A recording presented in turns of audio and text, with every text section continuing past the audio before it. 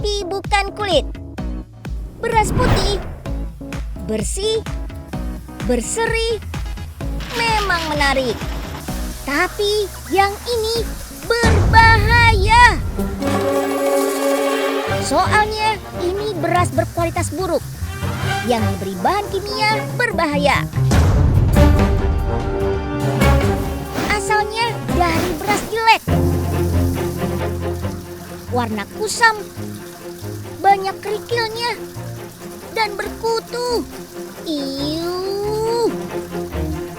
Oleh pedagang curang, beras kotor disulap jadi beras berpenampilan premium. Jangankan dimakan, kena kulit aja bisa bikin iritasi. Pelaku aja ogah kena cairan pemutih langsung ke kulit. Belum cukup sampai di situ. Biar aroma pemutihnya nggak kecium, masih ditambah bahan kimia lain. OMG! Kalau dilihat sekilas, beras berpemutih tampak seperti beras mahal. Tapi kalau dilihat secara teliti, bentuk beras nggak bisa bohong. Beras premium asli bentuknya lonjong, rapi dan seragam. Beras premium abal-abal cuma menang putih. Tapi bentuknya nggak beraturan. Ngerinya saat dimasak jadi nasi, tampilan nasi dari beras premium dan beras berpemutih gak beda jauh. Warna dan teksturnya sama, cuma rasanya agak beda. Nasi dari beras berpemutih rasanya bakal sedikit masam.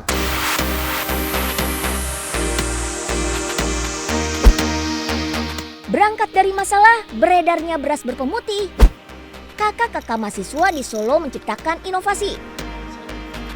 Alat pendeteksi beras berpemutih.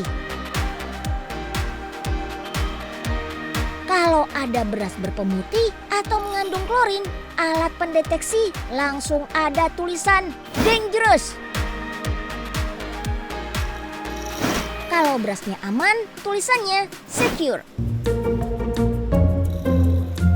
Yap, alat ini bekerja dengan cara mendeteksi kadar klorin dalam beras. Kalau sudah lewat ambang batas aman, langsung bunyi deh. Wih, keren. Bentuknya kecil, mudah dibawa kemana-mana. Super praktis. Padahal ya Sobat Unyil, untuk menghasilkan beras premium butuh proses yang sangat panjang.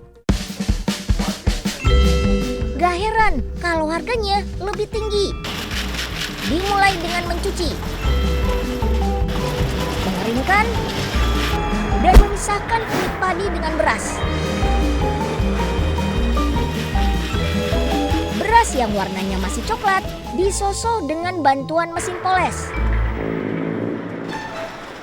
Warna beras yang masih kusam diproses di mesin poles air untuk disemprotkan kabut air. Hasilnya, tampilan beras lebih mengkilat. Prosesnya aman, tanpa tambahan pemutih kimia. Ada harga, ada rupa.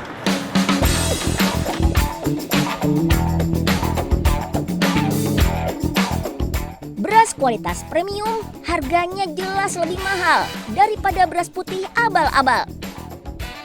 Tapi kalau beras super duper premium yang harganya Rp1.000.000 per kilogram. Apa istimewanya ya? Beras ini sudah nggak perlu dicuci dulu sebelum dimasak. Beras diproduksi dengan teknologi canggih. Mulai dari alat tanam, proses panen, sampai pengolahan gabah jadi beras. Padi ditanam di tanah vulkanik gunung berapi. Hasilnya beras lebih kaya mineral. Teksturnya lebih bulat dan lengket karena kandungan amilosanya yang tinggi. Hasil panen diolah jadi beras putih dan beras coklat. Beras putih adalah beras yang kulit arinya dikupas semua. Sedangkan beras coklat, beras yang kulit arinya sengaja disisakan. Kulit ari beras kaya nutrisi, makanya beras coklat lebih bergizi dari beras putih. Untuk menjaga kualitas, beras dicek per butir menggunakan mesin. Iya, per butir. Semua beras yang diproses dengan mesin bisa langsung dimasak tanpa dicuci. Apalagi keunggulannya, kalorinya 10% lebih rendah dari beras biasa. Rasanya juga lebih manis. Teksturnya lebih lembut dan pulen. Mantap! Indonesia juga punya teknologi di bidang perberasan. Namanya ATM beras. Yap, mirip seperti ATM buat ambil duit, tapi yang ini buat ambil beras. Alat ini diciptakan supaya pembagian beras bantuan untuk masyarakat lebih efisien. Dengan teknologi digital, beras yang sudah diambil juga terdata dengan tepat. Gak ada lagi kecurangan memotong hak masyarakat. Cara kerjanya memanfaatkan teknologi RFID. Mirip seperti cara kerja uang elektronik. Tinggal tempelkan kartu ke mesin ATM, beras langsung keluar. Ada layar multimedia yang berfungsi untuk memberikan informasi pada penerima. Gak bisa pakai sembarang kartu ya. Hanya bisa menggunakan kartu yang sudah didaftarkan pada setiap mesin ATM. Buat masyarakat yang membutuhkan ATM beras tentu bermanfaat. Buat masyarakat mampu, bisa juga buat menyumbang beras. Mesin ATM disematkan lubang untuk kotak amal bagi siapa saja yang ingin berbagi kepada yang membutuhkan. That's why ATM beras ini ada yang ditempatkan di sekolah-sekolah. Siswa bisa belajar saling berbagi kepada warga sekitar yang membutuhkan. Padi nggak cuma menghasilkan beras, bisa jadi minyak yang disebut rice bran oil. Terbuat dari dedak padi. Dedak padi adalah lapisan luar butiran beras. Biasanya hanya digunakan untuk pakan ternak. Rice bran oil terbuat dari dedak padi yang sudah diproses menjadi seperti buliran tepung. Pabriknya ada di Korea Selatan. Bubuk dedak padi disortir, diekstrak, dimurnikan. Hasilnya minyak nabati jernih. Bebas pewarna, bebas bau. Kalau berasnya bikin kenyang, minyak dedak padi bikin sehat. Karena gak bakal mengubah lemak baik jadi lemak jahat. Lebih sehat daripada minyak goreng biasa. Untuk menggoreng bisa. Untuk menumis juga bisa. Dari Korea, produk minyak nabati ini sudah diekspor ke Hong Kong, Jepang, dan Malaysia.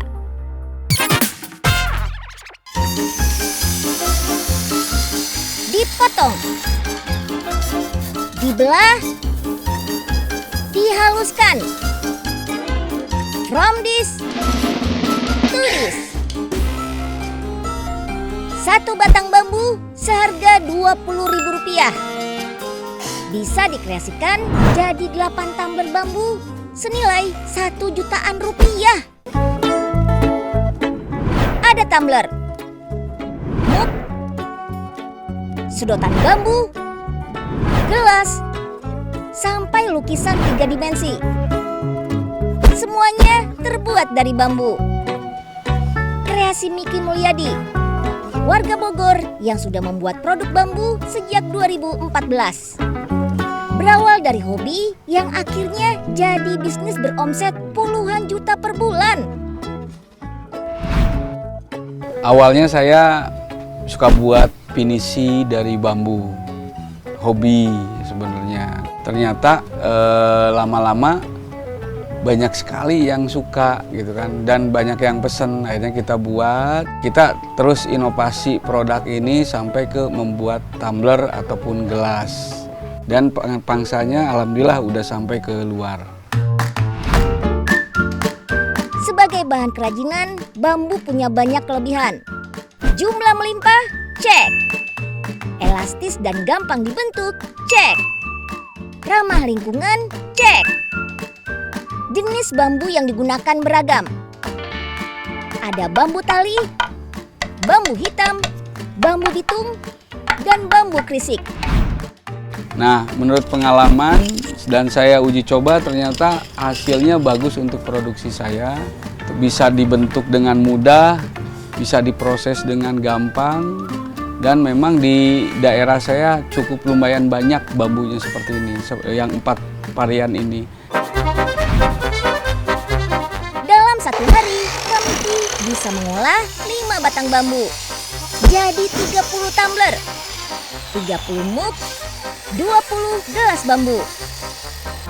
Mengolah bambu bisa dibilang gampang-gampang susah.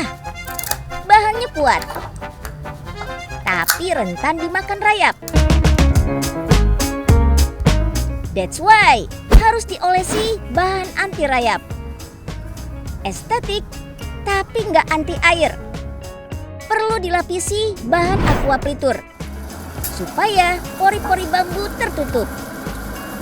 Terus dari mana Kamiki bisa tahu semua ilmu perbambuan? Saya belajar sendiri, otodidak, sambil tanya teman-teman masalah membuat tumbler ini.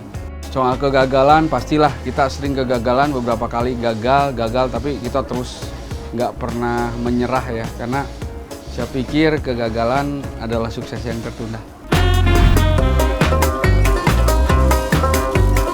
Gak ada yang sia-sia. Hasilnya kerajinan bambu yang mengkilap, cantik, dan digemari sampai ke luar negeri. Mau lebih personal, bisa digrafir sesuai pesanan. This is it, tumbler kece seharga Rp185.000. Gak kalah kece dengan tumbler dari kedai kopi papan atas. Berhasil membuat kreasi bambu sampai ke pasar Eropa, apa sudah cukup? Belum dong. Kamiki masih punya misi membagikan ilmunya pada masyarakat. Yap, Kamiki nggak pelit ilmu. Dari pelatihan yang dilakukan, Kamiki ingin semakin banyak orang yang bisa berkreasi dengan bambu. Apa nggak nambah saingan tuh? Banyak orang bicara bahwa kita melatih banyak orang itu akan membawa persaingan baru di usaha kita sendiri. Tapi menurut saya itu tidak. Justru dengan memberikan pelatihan kepada orang lain, kita akan lebih banyak lagi punya teman-teman untuk saling bermitra dengan kita.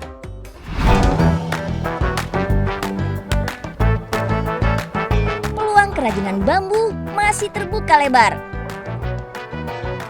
Tahan lama dan memiliki karakter serat bambu yang unik. Perawatannya juga mudah. Yang pasti, produk bambu bisa memutar roda perekonomian sekaligus melestarikan lingkungan. No plastik-plastik club deh.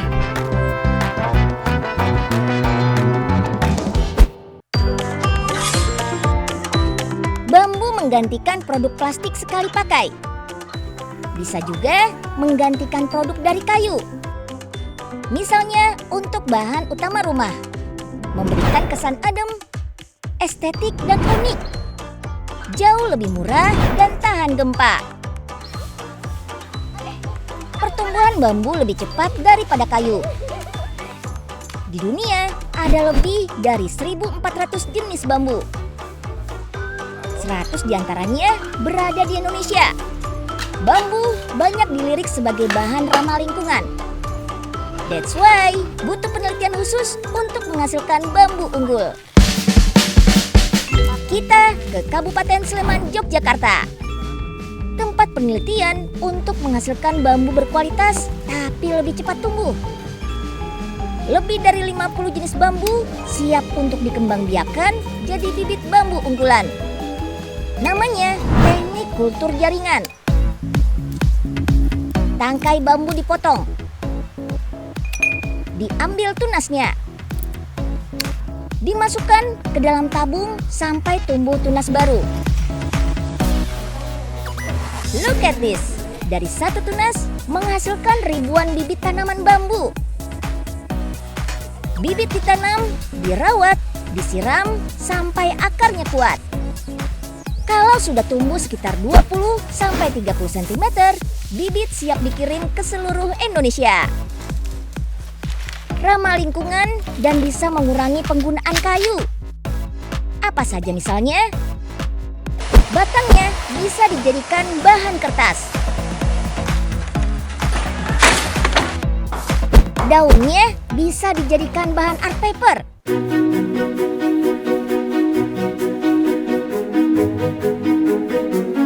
Beda bambu, beda juga peruntukannya. Untuk kerajinan seperti meja, kursi, dan plafon biasanya pakai bambu wulung atau bambu hitam. Bambu betung yang kokoh buat bikin rumah. Bisa juga jadi bahan baku kertas.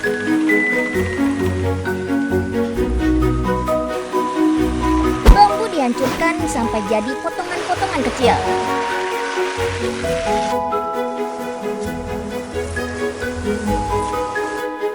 Di dalam tabung besar, bambu dicampur bahan kimia sampai teksturnya lebih lunak. Dihancurkan lagi sampai jadi serpihan kecil.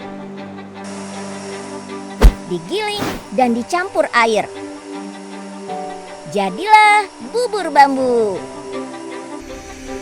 Dipres jadi lembaran panjang. Dicetak sesuai motif dan warna yang diinginkan. Produk kertas ini diproduksi untuk pasar luar negeri. Untuk diekspor ke Tiongkok, Taiwan, dan Hong Kong. Soalnya kertas bambu ini memang digunakan untuk keperluan sembahyang etnis Tionghoa. Daun bambu juga bisa diolah jadi kertas origami. Bisa pakai daun bambu jenis apapun. Daun bambu kering dipotong kecil-kecil. Bukan daun bambu kering berjatuhan ya, tapi daun bambu segar yang dikeringkan. Potongan daun direbus sampai lunak dan getahnya hilang. Lanjut dicuci bersih sampai air bening.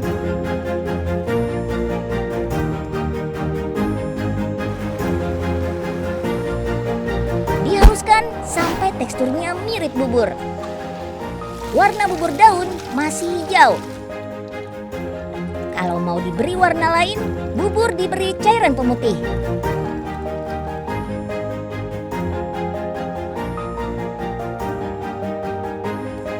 Baru deh diberi warna sesuai keinginan. Bubur daun siap dicetak jadi kertas. Harus pas ya. Jangan terlalu tipis, jangan terlalu tebal. Setelah kering, kertas siap dilepas dari papan. Disisit kertas daun bambu yang bisa dijadikan bahan kerajinan. Bisa disulap jadi tempat tisu, kap lampu, juga tempat pensil seperti ini nih. Cakep! Batangnya jadi rumah. Daunnya jadi kertas. Kalau rebungnya nikmat dijadiin bakso. Rebung muda dari bambu kuning nih yang sering diburu. Teksturnya empuk, rasanya unik. Nutrisi dan serat pangannya juga banyak. Jarang dilirik dan dianggap sebagai makanan aneh. Rebung aslinya sudah dikonsumsi sejak 2500 tahun yang lalu. Di Tiongkok, rebung bahkan jadi santapan utama pada era dinasti Ming. Iris tipis dan tumis bersama bumbu sampai kandungan air rebung berkurang. Campur dengan adonan baksonya. Biar meriah, baksonya bisa diwarnai. Bikin bakso besar, juga bakso kecil. Bakso besar ditambah isian tumis rebung, biar lebih nendang. Rebus bersama air kaldu, siap disantap selagi hangat.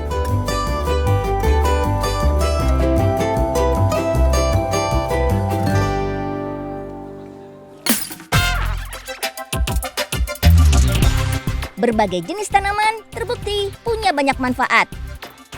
Tanaman padi bisa jadi bahan pangan, bisa juga jadi minyak.